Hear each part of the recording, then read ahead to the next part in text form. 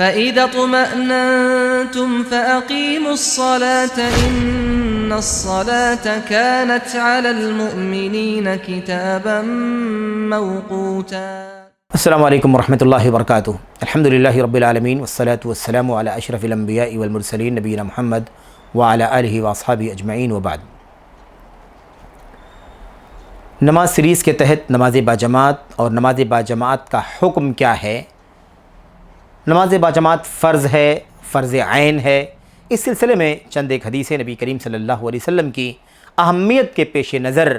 آپ کے سامنے بیان کی گئی ہیں، اور مزید کچھ حدیثیں آپ کے سامنے اس حوالے سے بیان کی جا رہی ہیں، جس سے یہ بات پورے طور پر پائے تکمیل کو پہنچ جائیں، پائے ثبوت کو پہنچ جائیں، ذہنوں کو، دلوں کو، طبیعتوں کو اپیل کرنے والی بن جائیں کہ نماز با جماعت ادا کرنا چاہیے۔ 5 وقتہ نمازیں مسلمانوں کو بلا کسی عذر کے چاہیے کہ مسجدوں میں حاضر ہو کر کے ادا کریں۔ اس سلسلے میں جو چند باتیں باقی بچی ہیں، ان میں سے ایک حدیث نبی کریم صلی اللہ علیہ وسلم کی وہ ہے جس سے پتہ چلتا ہے، اور اس روایت کو حضرت ابو ہریرہ رضی اللہ تعالیٰ عنہ بیان کرتے ہیں، یعنی ان کا اپنا اثر ہے، لیکن چونکہ موضوع ایسا ہے جس میں قیاس کی، عقل کی کوئی گنجائش نہیں ہے، بلکہ یہ بات بلا شبہ نبی کریم صلی اللہ علیہ وسلم کی طرف سے ہی ایک صحابی کو مل سکتی ہے۔ وہ یہ ہے کہ نماز باجماعت اس قدر اہم ہے، نماز باجماعت واجب ہے، فرض عین ہے، اور اس کی اہمیت کو سمجھنا ہے تو یہ بات سمجھنے کے لیے یہ حدیث ملاحظہ کریں۔ اللہ کے صحابی رسول ابو ہریرہ رضی اللہ تعالیٰ عنہ بیان فرماتے ہیں کہ اگر کوئی شخص مسجد میں موجود ہے اور اذان ہو چکی ہے تو اذان کے بعد بغیر کسی عذر کے مسجد سے نکلنا گناہ کا کام ہے۔ آپ دیکھیے نماز باجماعت کس قدر واجب ہے، اس کے وجوب کی اہمیت سمجھیے کہ نماز باجماعت کس قدر واجب ہے کہ اذان ہونے کے بعد بلا عذر کسی کے لیے مسجد سے نکلنا جائز نہیں ہے، بلکہ مسجد سے نکلنا حرام ہے، یہاں تک کہ وہ نماز جس کی اذان دی گئی ہے وہ نماز باجماعت ادا کر لی جائے۔ اس سلسلے میں حضرت ابو الشعثاء بیان کرتے ہیں، كنا قعودا فی المسجد مع ابی ہریرہ رضی اللہ تعالیٰ عنہ فأذن المؤذن، کہتے ہیں، واقعہ بیان کرتے ہیں کہ ہم مسجد میں بیٹھے ہوئے تھے، یعنی نماز سے پہلے کا وقت تھا یہ، ہم مسجد میں بیٹھے ہوئے تھے ابو ہریرہ رضی اللہ تعالیٰ عنہ کے ساتھ، اتنے میں مؤذن نے اذان دیا، اور اذان سننے کے بعد ایک شخص جو مسجد میں موجود تھا وہ کھڑا ہوا، اٹھا اور اٹھ کر کے مسجد سے نکل کر جانے لگا۔ اللہ کے نبی مسجد سے جانے لگا، ابو ہریرہ رضی اللہ تعالیٰ عنہ فوراً جب انہوں نے دیکھا اسے کہ وہ جا رہا ہے تو اس کے پیچھے پیچھے گئے، اور اس کے بعد اس کی طرف نگاہ لگا لیا، نگاہ کے ذریعے سے اس کا متابعہ کرتے رہے، یہاں تک کہ وہ شخص مسجد سے باہر نکل گیا۔ یعنی اس کے پیچھے تک نہیں گئے کہ دوڑ کر کے اس کے پیچھے جائیں، اسے پکڑیں یا اسے تنبیہ کریں، لیکن نگاہوں سے اس کا پیچھا کرتے رہے۔ کہتے ہیں جب وہ نکل گیا مسجد سے تو ابو ہریرہ رضی اللہ تعالیٰ عنہ نے ان حاضرین کو جو مسجد میں موجود تھے انہیں یہ مسئلہ سمجھایا، مسئلہ بتلایا، کیا کہا؟ اما ھذا فقد عصى ابا القاسم صلی اللہ علیہ وسلم، ساتھیو دیکھو یہ شخص جو مسجد میں موجود تھا اور اذان ہوئی اور اذان ہونے کے بعد نکل کر کے مسجد سے چلا گیا، جان لو کہ اس شخص نے محمد الرسول اللہ صلی اللہ علیہ وسلم کی، ابو القاسم صلی اللہ علیہ وسلم کی سے نافرمانی کی ہے، نافرمانی کی ہے۔ ظاہر سی بات ہے کسی کو نافرمان بنانا، فرما بردار بنانا، یہ بغیر کسی شرعی دلیل کے نہیں ہو سکتا، اور ابو ہریرہ اس طرح کی اتنی بڑی بات اپنی طرف سے نہیں کہہ سکتے، بلکہ یہ بات بلا شبہ معصور ہے اللہ کے نبی علیہ السلام کی طرف سے، آپ کی جانب سے یہ بات انہیں معلوم ہوئی ہے۔ بہرحال تو پتہ یہ چلا کہ یہ شخص جو اذان ہونے کے بعد جماعت کو چھوڑ کر کے مسجد سے نکل گیا، جبکہ اسے چاہیے تھا کہ اذان ہو چکی ہے، نماز با جماعت پڑھ لے اور اس کے بعد باہر نکلے، اس نے جماعت کے ساتھ جماعت چھوڑ دی، نماز جماعت کے ساتھ نہیں پڑھا بلکہ اذان کے بعد وہ نکل گیا۔ اسے ابو ہریرہ رضی اللہ تعالیٰ عنہ نے نبی کریم صلی اللہ علیہ وسلم کا نافرمان قرار دیا، گنہگار قرار دیا، مخالفت کرنے والا قرار دیا۔ اس بات کی واضح دلیل ہے کہ نماز باجماعت فرض ہے، واجب ہے۔ اگر ایسا نہیں ہوتا تو اتنی زیادہ سنگین بات نہیں ہوتی کہ یہ مسجد سے نکل گیا جماعت کے ساتھ نہیں پڑھا اس لیے یہ اللہ کے نبی علیہ الصلوۃ والسلام کا نافرمان ہے، بلکہ ٹھیک ہے ایک سنت ہی چھوڑنے والا ہے، سنت ہی فوت ہو رہی ہے، اس سے اتنا نازک مسئلہ نہیں ہوتا۔ تو بہرحال یہ چیز حد درجہ واجب ہے، واضح ہے کہ جماعت کے ساتھ نماز کوئی شخص نہیں پڑھتا ہے تو کس قدر سنگین جرم کرنے والا ہے۔ میرے بھائیو، ابو ہریرہ رضی اللہ تعالیٰ عنہ سے یہ بات بھی مروی ہے کہ اللہ کے نبی علیہ الصلوۃ والسلام نے صراحت کے ساتھ اس بات کو بیان فرمایا ہے۔ جماعت کو چھوڑ دینے والے کی وعید اللہ کے نبی نے صراحت کے ساتھ بیان فرمائی ہے، اور جیسا کہ آپ کے سامنے عرض کیا گیا کہ یہ بات جو اللہ کے نبی علیہ الصلوۃ والسلام کے حوالے سے ابو ہریرہ رضی اللہ تعالیٰ عنہ نے فرمائی کہ اس شخص نے اللہ کے نبی کی نافرمانی کی ہے، یہ بغیر اللہ کے نبی کی حدیث کے نہیں کہی ہے، اپنی عقل سے اپنی رائے سے نہیں کہی ہے، بلکہ دلیل کی بنیاد پر کہی۔ وہ دلیل ہمارے سامنے ہے۔ ابو ہریرہ بیان فرماتے ہیں کہ امرنا رسول اللہ صلی اللہ علیہ وسلم فقال اذا کنتم فی المسجد فنودی بالصلاة فلا یخرج احدکم حتی یصلی۔ سن لو، جب تم لوگ مسجد میں ہو اور اذان دی جائے نماز کی تو تم میں سے کوئی بھی شخص مسجد سے باہر نہ نکلے یہاں تک کہ وہ نماز جماعت کے ساتھ پڑھ لے۔ جب تک کہ وہ شخص نماز نہ پڑھ لے مسجد میں، جو بھی اذان کے بعد اقامت کے بعد نماز کھڑی ہونے والی ہے، جب تک اس نماز کو نہ پڑھ لے جماعت کے ساتھ تب تک مسجد سے باہر نہ نکلے۔ تو بہرحال یہ واضح دلیل ہے، اس سے پتہ چلتا ہے کہ اللہ کے نبی علیہ الصلوۃ والسلام نے واضح طور پر وجوب کے ساتھ اس بات کو بیان فرما دیا ہے کہ نماز پڑھے بغیر جماعت کے ساتھ اذان کے بعد کوئی نہ نکلے۔ تو اب مسجد میں ہونے والا شخص اگر نکل جاتا ہے با جماعت نماز پڑھے بغیر تو وہ کس قدر سنگین گناہ کا مرتکب ہے۔ اس ایک روایت میں اور بھی ہے، نبی کریم صلی اللہ علیہ وسلم نے ارشاد فرمایا لا يسمع النداء في مسجد هذا ثم يخرج منه الا لحاجه ثم لا يرجع الیہ الا منافق۔ سبحان اللہ۔ آپ دیکھیے آ گئی بات کہ مسجدوں سے وہی نکلتے ہیں، نماز سے دلچسپی وہی نہیں رکھتے، با جماعت نماز سے وہی بھاگتے ہیں جو منافق ہوتے ہیں۔ سبحان اللہ۔ اللہ کے نبی صلی اللہ علیہ وسلم نے فرمایا میری اس مسجد میں اذان سننے کے بعد، اس کا مطلب کوئی یہ نہ سمجھے کہ یہ بات صرف اور صرف مسجد نبوی سے متعلق ہے، نہیں،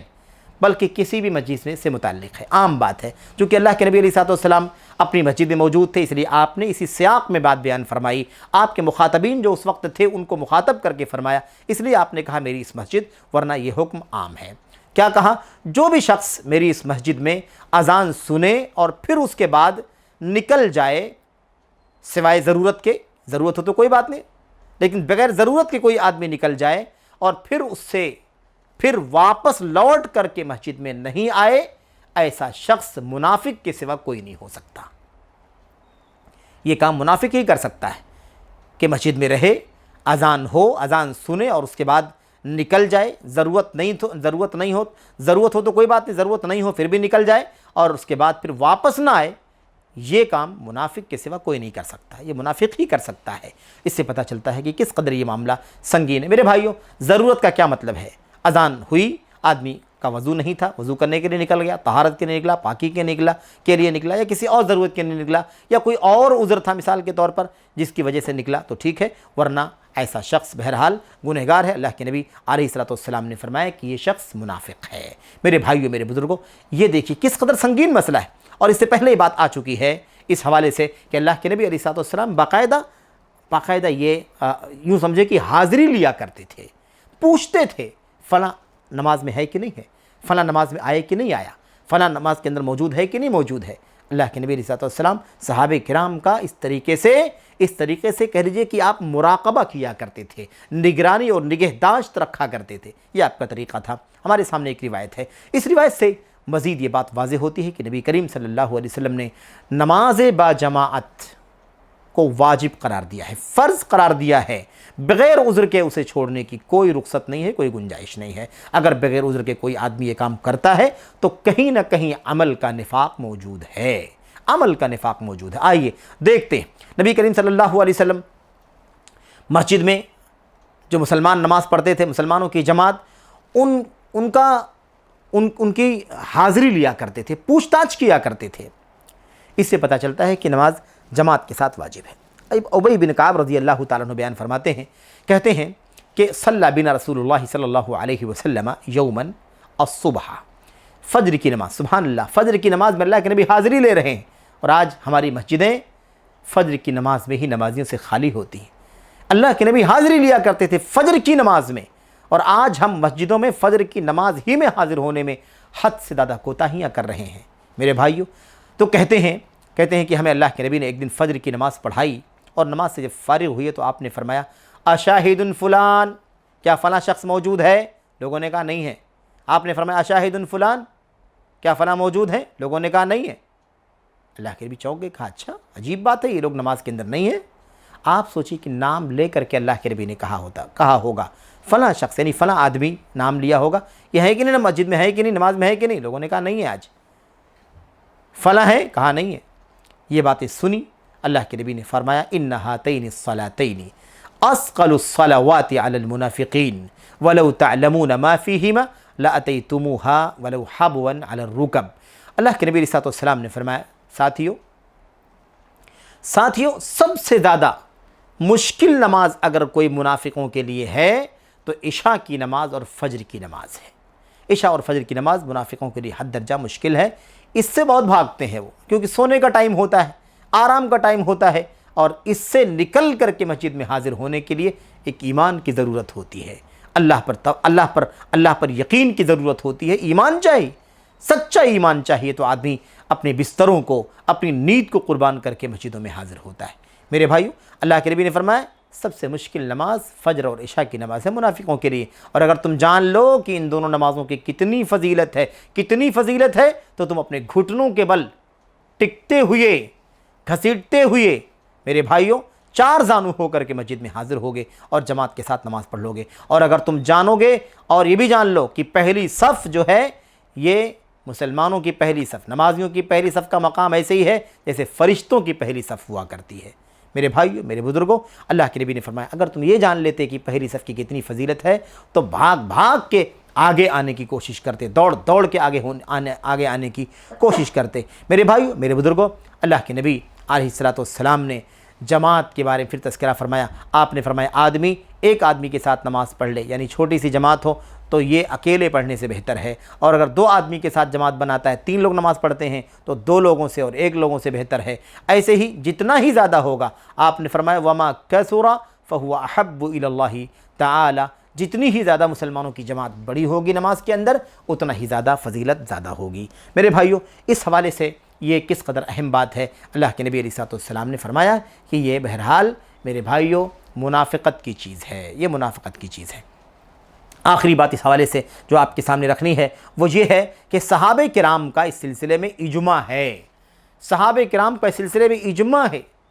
کہ نماز با جماعت فرض عین ہے، ہر مرد پر، ایک مرد پر جس کے ساتھ کوئی عذر نہ ہو، نماز با جماعت فرض ہے۔ اور اس سلسلے میں کسی صحابی کا کوئی اختلاف نہیں ہے۔ ابن القیم رحمۃ اللہ علیہ نے اپنی کتاب کے اندر اجماع نقل کیا ہے صحابہ کرام کا، اور ان کے اقوال بھی نقل کیے ہیں کہ فلاں صحابی نے کیا کہا ہے، اور سارے اقوال نقل کرنے کے بعد فرماتے ہیں صحابہ کرام کے، کہتے ہیں فہذہ نصوص الصحابہ کما تراها صحة وشهرة وانتشارا ولم يجئ عن صحابي واحد خلاف ذلك وكل من هذه الآثار دليل مستقل في المسألة ولو كان وحده فكيف إذا تعاضدت وتضافرت۔ کہتے ہیں ابن قیم رحمۃ اللہ علیہ صحابہ کرام کے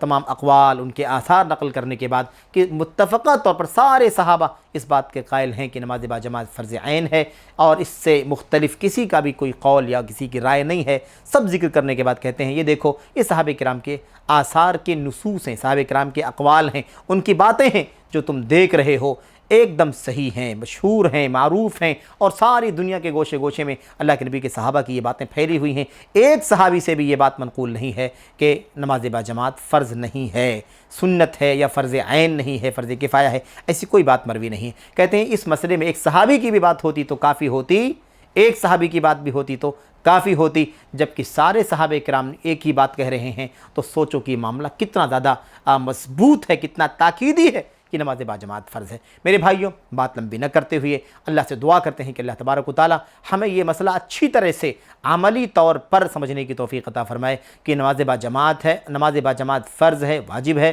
اور